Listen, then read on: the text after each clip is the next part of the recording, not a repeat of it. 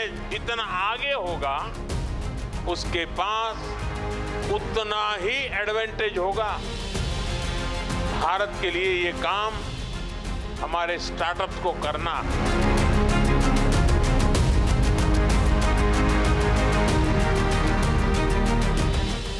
Prime Minister has a vision to create a AI human capacity in India. AI-led new industrial revolution, new economic revolution led by India. I am confident with the visionary leadership of Prime Minister Narendra Modi will succeed in that mission.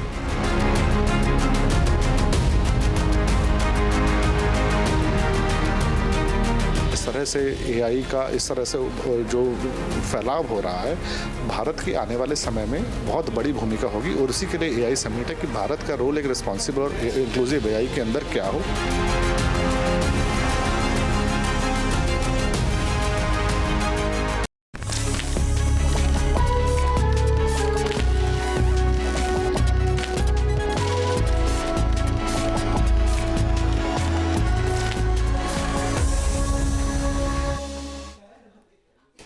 नमस्कार, मैं हूं रमेश भट्ट। दिल्ली में आज से AI impact summit का आयोजन हो रहा है। 20 फरवरी तक चलने वाले इस सम्मेलन में 7 देशों के राष्ट्रपति, 9 देशों के प्रधानमंत्री समेत 40 से ज्यादा टेक कंपनियों के सीईओ शामिल होंगे, जबकि कुल मिलाकर दुनिया भर के करीब 2 लाख प्रतिभागियों के हिस्सा लेने का अनुमान है।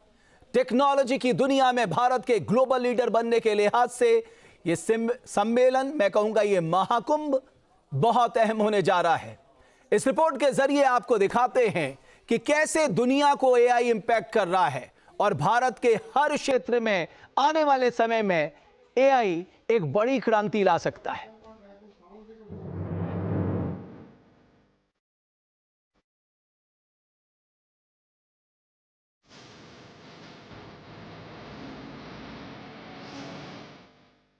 टेक्नोलॉजी की दुनिया में भारत नया संदेश देने के लिए तैयार है। इंडिया एआई इंपैक्ट समिट के जरिए एआई की अहमियत, चुनौतियां और इसके फ्यूचर से जुड़े हर पहलू पर 4 दिनों तक दिग्गज मंथन करेंगे। दुनिया के सबसे बड़े टेक्नोलॉजी इवेंट में से एक इंडिया एआई इंपैक्ट समिट राजधानी दिल्ली के भारत मंडपम में हो रहा है। इस समिट के साथ साथ इंडिया एआई इंपैक्ट एक्सपो 2026 का भी आयोजन किया जा रहा है। यहाँ दुनिया भर की तमाम बड़ी कंपनियां अपने लेटेस्ट एआई सॉल्यूशंस को दुनिया के सामने पेश करें।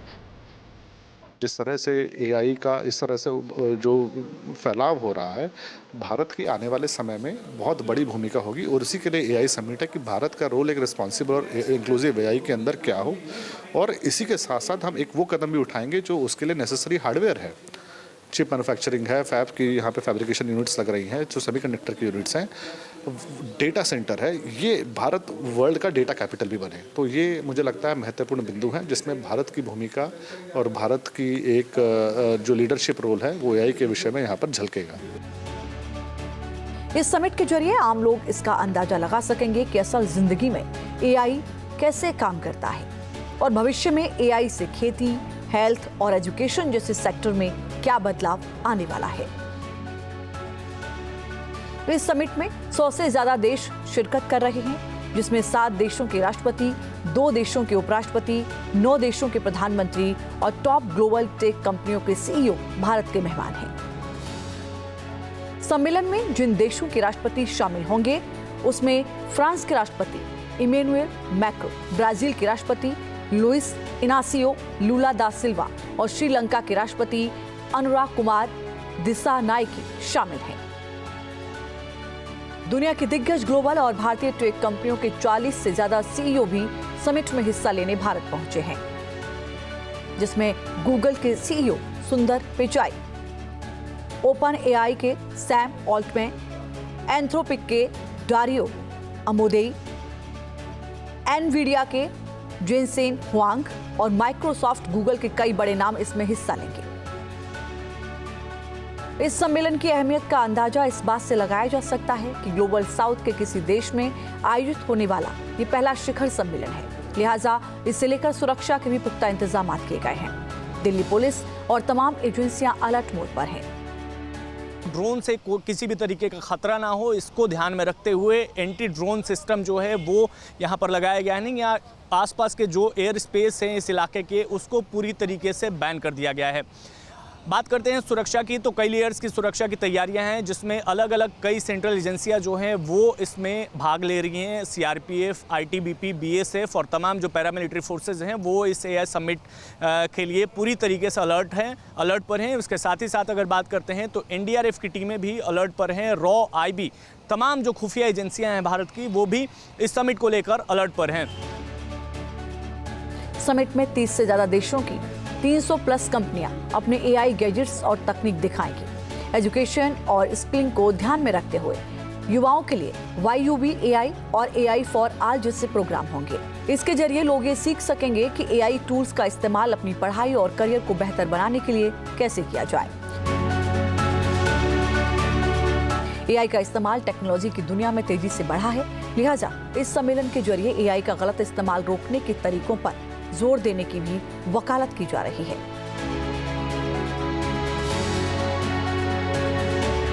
एक रिस्पॉन्सिबल AI के ऊपर जो इस तरह की गार्डरेल्स बनाए जाए, किस तरह का ये एक नए नियम कानून बने, नियमावली बने कि उसका गलत इस्तेमाल ना हो, उसका वेपनाइजेशन ना हो, उसका जो है यूज़ एक तरह से आप कहें कि युद्ध की प्रवृत्ति को बढ़ाने के लिए ना हो। तो भारत उसमें एक बहुत बड़ा कदम उठा रहा है। तो उसमें ये भारत की तरफ से सोचा कि किस तरह से AI को रिस्पॉन्सिबल, इंक्लूसिव और गार्डरेल्स के साथ बनाया जाए। इसके लिए बहुत बड़ा सम्मेलन यहाँ पर किया जा रहा है। एक्सपो में ऑस्ट्रेलिया, जापान, रूस, ब्रिटेन, फ्रांस, जर्मनी, इटली समेत 13 देशों के पवेलियन लगाए जाएंगे जो AI सेक्टर में ग्लोबल सहयोग दिखाएंगे। यूरोप, अमेरिका, चीन और एशिया के बीच टेक्नोलॉजी कंपटीशन के इस दौर में भारत अपने डिजिटल मॉडल जैसे आधार, UPI और ओपन नेटवर्क को एक संतुलित और समावेशी विकल्प के रूप में पेश करता रहा है। प्रधानमंत्री नरेंद्र मोदी अक्सर इसकी चर्चा करते रहे हैं कि आने वाले वर्षों में AI पेशेवरों की दुनिया में भारत के युवा अहम भूमिका निभाएंगे। जो राष्ट्र AI रिवॉल्यूशन में जितना आगे होगा, उसके पास उतना ही एडवांटेज होगा। भारत के लिए ये काम हमारे स्टार्टअप्स को करना है। इंडिया इम्पैक्ट समिट में देश विदेश के स्टार्टअप्स अपने अनोखे प्रोजेक्ट्स पेश करेंगे। आम लोग इन इनोवेटर्स से सीधे बात कर सकेंगे और समझ सकेंगे कि भविष्य की तकनीक कैसी होगी। इसका सीधा मतलब है कि टेक्नोलॉजी में दिलचस्पी रखने वाली भारत की युवा पीढ़ी के लिए यह समिट सुनहरा मौका है। भारत सिर्फ दुनिया के सबसे बड़े AI इम्पैक्ट समिट की मेजबानी ही नहीं कर रहा, बल्कि AI के फील्ड में अपनी लीडरशिप का संदेश भी दे रहा है। मतलब भारत दुनिया का अगला टेक सुपर पावर बनने की दिशा में तेजी से आगे बढ़ रहा है। Team news nation. तो तकनीक की दुनिया के धुरंधर इस महाकुंभ में भाग ले रहे हैं और भारत के लिहाज से इसलिए भी महत्वपूर्ण है क्योंकि भारत के हर क्षेत्र की, चाहे मैं बात करूं, चाहे स्वास्थ्य हो, शिक्षा हो, बैंकिंग हो, एग्रीकल्चर हो, मैन्युफैक्चरिंग हो, डिफेंस हो, गवर्नमेंट हो, governance, public service, cyber security, media, हर क्षेत्र को AI प्रभावित करने जा रहा है। इस लिहाज से भी ये जो महाकुंभ होने जा रहा है AI का, ये बहुत महत्वपूर्ण होने जा रहा है। एक तरह से भारत ने पूरी दुनिया को संदेश दे दिया है कि ये बात सच है कि अमेरिका और चीन आज AI में की रेस में आगे चल रहे हैं, लेकिन भारत भी पीछे रहने वाला नहीं है। बहुत महत्वपूर्ण मेहमान मेरे साथ जुड़ रहे हैं। मेरे साथ गौरव वत्स साहब, साइबर और AI एक्सपर्ट हैं, करण भट्ट साहब, साइबर और AI एक्सपर्ट। आप दोनों का मैं बहुत बहुत स्वागत करता हूं। साथ ही मेरे दो सहयोगी, सैयद आमिर जो स्वयं भारत मंडप में मौजूद हैं, और मधुरेंद्र मेरे सहयोगी दिल्ली से मेरे साथ मौजूद है। आप दोनों का भी बहुत धन्यवाद जुड़ने के लिए। मधुरेंद्र, इससे पहले मैं आपके पास आऊं, सैयद का रुख मैं करना चाहूंगा। सैयद, आपका अनुभव मैं जानना चाहता हूं। ये वाकई एक बहुत बड़ा मौका होता है इस तरह के इवेंट को कवर करने का। क्या आपको लगा, क्या संदेश भारत देना चाहता है, खासकर जो हमने ग्लोबली बात कही है कि साहब हम सर्वजन हिताय सर्वजन सुखाय का हमारा ये थीम है। थोड़ा बताइए वहां पर आपका अनुभव कैसा रहा?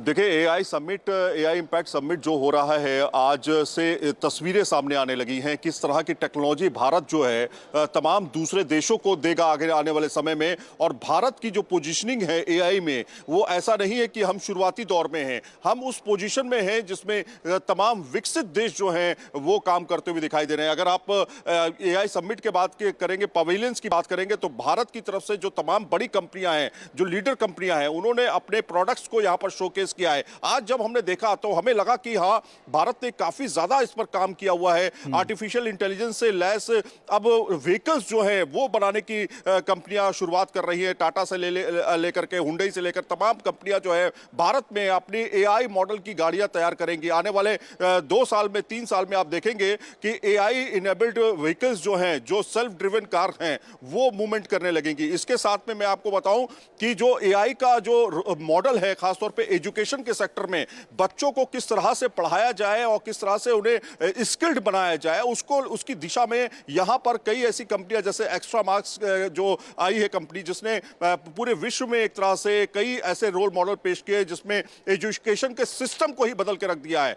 तो ऐसी तमाम कंपनियां जो हैं, करीब 700 से ज्यादा एग्जीबिटर्स और 350 से ज्यादा कंपनियां जो है वो उन्होंने अपने स्टॉल्स लगाए हैं और टेक्नोलॉजी को एक छत के नीचे लेकर के आए हैं। भारत आने वाले 2030 तक आप देखेंगे कि एआई के तकनीक के मामले में किस तरह से आगे बढ़ेगा, क्योंकि आप 2 लाख से ज्यादा लोग यहां शिरकत करने वाले हैं 20 तारीख तक। और इसके अलावा आप देखेंगे एग्जीबिटर्स की संख्या बड़ी ज्यादा है और 20 से ज्यादा राष्ट्राध्यक्ष जो देखेंगे भारत का इन्वॉल्वमेंट एआई को लेकर के कितना ज्यादा होने वाला है। तो हेल्थ सेक्टर ले लीजिए, एजुकेशन सेक्टर ले लीजिए अगर आप, और इसके अलावा डिफेंस सेक्टर ले लीजिए, इसके अलावा जो डिफेंस की, इसके अलावा शहरों के शहरीकरण की बात ले लीजिए, स्मार्ट सिटीज की बात कर लीजिए, ये सारी चीजें जो हैं वो एआई इनेबल्ड होने वाली हैं। और एआई इनेबल्ड के साथ सैयद सबसे महत्वपूर्ण है गवर्नेंस के क्षेत्र में।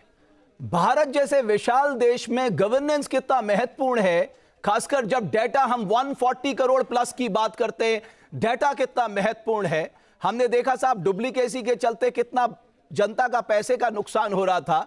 तो ये सारी लड़ाई आने वाले वर्षों में डेटा की भी होने जा रही है। मधुरेन भी मेरे सहयोगी मेरे साथ जुड़े हैं। मधुरेन, बहुत लंबे समय से आप डिफेंस कवर कर रहे हैं और दुनिया में अगर हम देख रहे हैं कि जब वॉर की बात होती है अब सबसे ज्यादा जिक्र एआई का होने लग गया है। थोड़ा बताइए ना कि एआई किस तरह से आने वाले समय में एक बड़ा ट्रांसफॉर्मेशन का केंद्र बनेगा।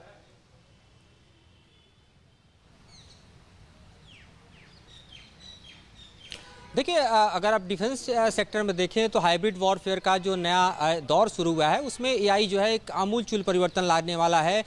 खास तौर पे आप देखिए तो वॉर अब बड़े फाइटर जेट्स और मिसाइल से अलग हटकर ड्रोन और यूएवी जो है वो सेंट्रिक होते जा रहे हैं, यानी कम खर्चे में पिन पॉइंट स्ट्राइक करने के लिए जिस तरह से इनका इस्तेमाल हो रहा है उसमें काफ़ी अलग तरह के हम देखेंगे कि परिवर्तन आएंगे। खासतौर पे जो ऐसे वेपन्स हैं जो एआई ड्रिवन होंगे और सीधे तौर पे दुश्मन को टारगेट करेंगे और जाहिर तौर पे उससे डिटरेंट क्रिएट करना अपने आप में एक बड़ी चुनौती साबित होगी। तो जो मॉडर्न वॉरफेयर में ये बदलाव है वो लगातार हम देख रहे हैं। खासतौर पर आप देखिए तो अगर आप माइक्रोसॉफ्ट की बात करें, ओपन एआई की बात करें, चैट जीपीटी की बात करें, जेमिनी की बात करें, तमाम चर्चा के केंद्र में यह है कि किस तरह से अगले 1 से 1.5 साल के बीच में समूची दुनिया एआई के जरिए बदल जाएगी। और ये ट्रांसफॉर्मेशन न सिर्फ गवर्नेंस में हम देखेंगे, बल्कि आप देखिए हेल्थ सेक्टर की बात हो, डिफेंस सेक्टर की बात हो, इसके अलावा जो डिलीवरी सेक्टर्स हैं उसकी बात हो, और गवर्नमेंट अफेयर्स के साथ साथ जो प्राइवेट सेक्टर्स हैं उसमें जो आमूलचूल परिवर्तन। आपने सही कहा कि साहब आज के दिन में तो किंग अमेरिका है और उसका कारण है उसने बहुत बड़ा अपना प्राइवेट इन्वेस्टमेंट साहब इस सेक्टर में किया है।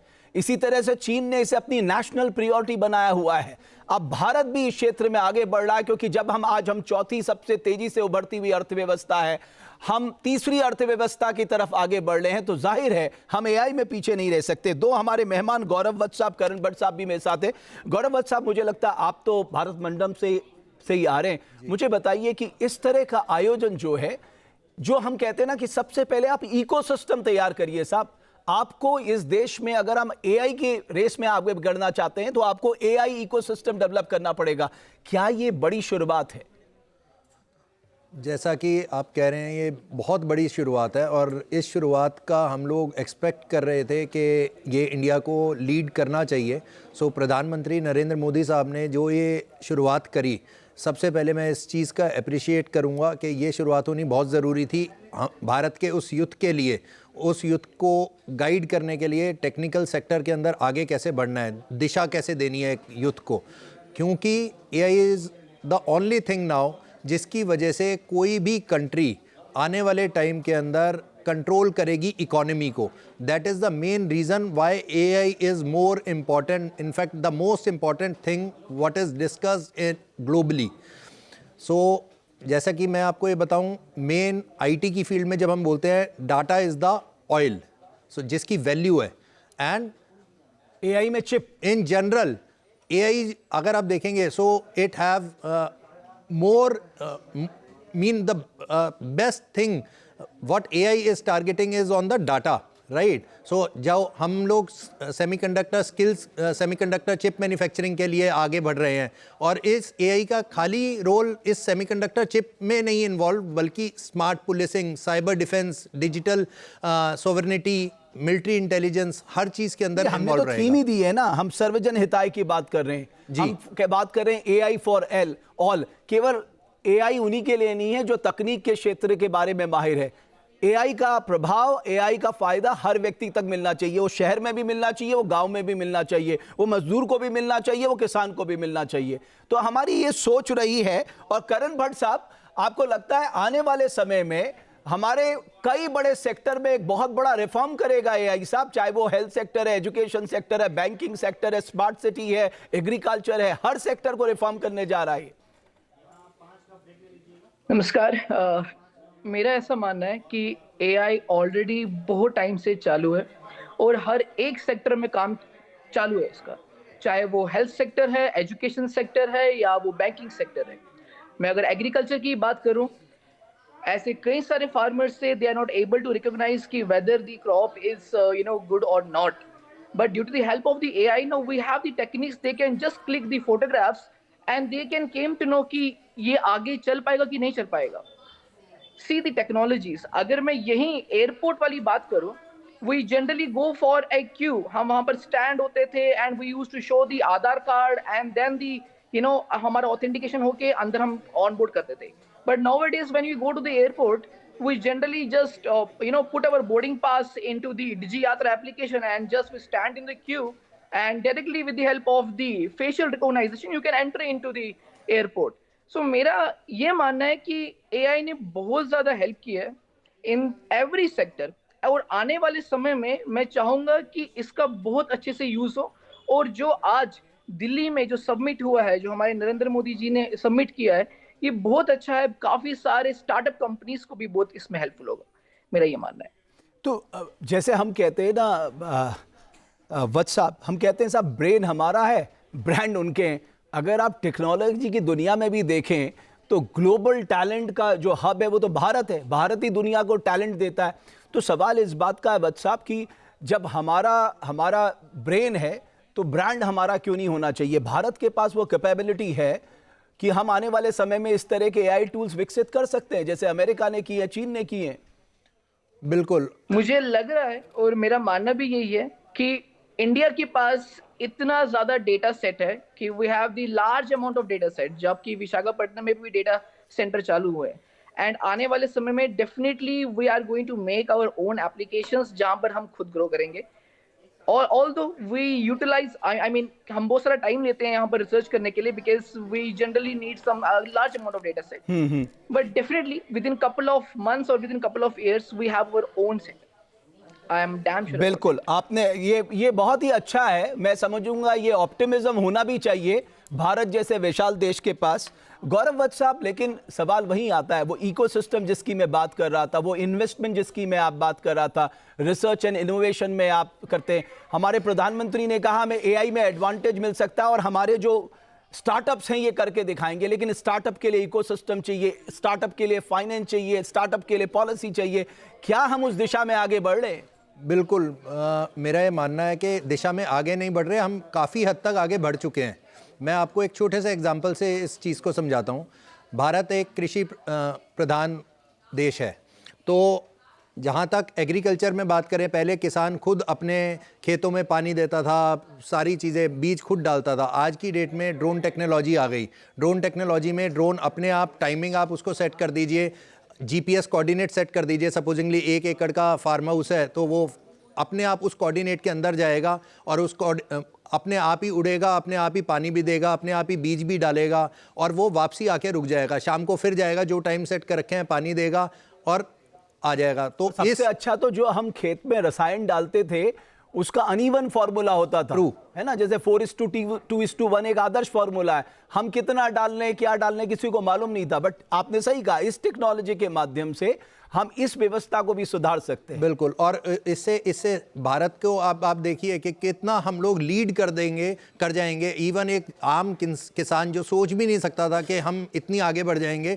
आज पिछले 50 वर्ष में टेक्नोलॉजी के माध्यम से किसान की उपज बहुत बढ़ गई है, जिसकी वजह से किसान सिर्फ अपने परिवार का नहीं पूरे भारत का ध्यान रख पा रहा है। ओके, मैं आपकी आशावाद से बहुत प्रसन्न हूं, लेकिन साथ ही साथ ग्राउंड में मुझे लगता है किसानों के लिए अभी भी बहुत काम करना बाकी है। करण भट्ट साहब, मैं एक और बात आपसे जानना चाहता हूं, खासकर ये जो आयोजन है, क्या ये हमारे जो बहुत बड़े प्राइवेट प्लेयर्स हैं, क्या ये इनके अंदर भी ये मन में आएगा कि साहब हम भी यहाँ पर, जैसे माइक्रोसॉफ्ट ने ओपन एआई में $multi इन्वेस्टमेंट किया है साहब, इसी तरह से हमारे जो बड़े दिग्गज हैं, जो बड़े महारथी हैं भारत के, मैं कहूंगा बिजनेसमैन हैं, क्या वो इस सेक्टर में, क्योंकि सारा खेल तो साहब निवेश का है, सारा खेल जो है जितना पैसा आप डालेंगे, आज अमेरिका का प्राइवेट इन्वेस्टमेंट आप देख लीजिए, चीन का आप सरकारी इन्वेस्टमेंट देख लीजिए, उसके मुकाबले भी हमें कंपीट करना है। जी, मैं फिर से यही दोहराऊंगा कि इंडिया के पास काफी ज्यादा डेटा सेट है, बट अभी भी स्टिल मेरा ये मानना है कि अभी भी स्टिल जितने भी स्टार्टअप कंपनीज है, हम बहुत मेहनत से काम कर रहे हैं और एक ना एक दिन जरूर will get the funding from the different investors as well, and but I believe कि we have the large amount of data centres establish across the India, right, but हमारे पास लोग अभी कम है, right, to work on that. Data centres बहुत है, data बहुत है, बट लोग कम है। Once we will get that opportunity as well, definitely we will have the investors on board, right. अच्छा, एक जल्दी से मुझे बात बताइए, बहुत लोगों के मन में ये है, खासकर मैन्युफैक्चरिंग की मैं बात करूं, कि साहब ये ऑटोमेशन के चलते हमारी नौकरियां तो नहीं चले जाएंगे। एक आम आदमी के दिमाग में एआई को लेकर ये भी उठ रहा है कि साहब कहीं मेरी नौकरी का क्या होगा। If we talk about the artificial intelligence, first artificial is what, like human made, जिस इंसान ने जो बनाई चीजें, that the machines is going to work similarly like that, right? That's artificial. And intelligence की इंसान जो सोचता है वही मशीन सोचे।